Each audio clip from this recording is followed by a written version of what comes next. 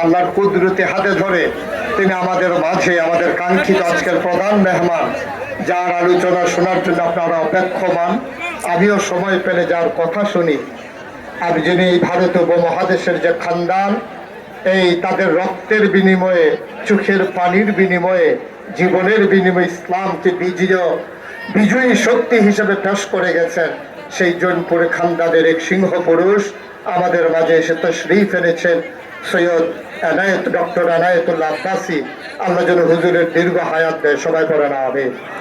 আমি আর কথা এখানে আমার শেষ। আমি একটা পর্যায়ে চলে আসছিলাম। আমার শেষ কথা হলো এটাই যে আপনি যখন ইমানের পথে অটল থাকবেন, নবীজিকে প্রস্তাব দিছিল কয় দফা, বা কথা বলা কয় দফা, নবীজিকে গ্রহণ করছেন? নবী জবাব কি দিয়েছেন? ডান হাতে সূর্য দেওয়া যাবে, বাম হাতে চন্দ্র দেওয়া যাবে। খোদার কসম, যদিও বা পারো না, তোমরা পারবা না জানি, যদিও বা সূর্য দেওয়া যায়, চন্দ্র দেওয়া যায়, কিন্তু এক আল্লাহর পথ থেকে আল্লাহর এই গোলামকে চুল পরিমাণ সরানো যাবে না। সুবহানাল্লাহ বলবেন না?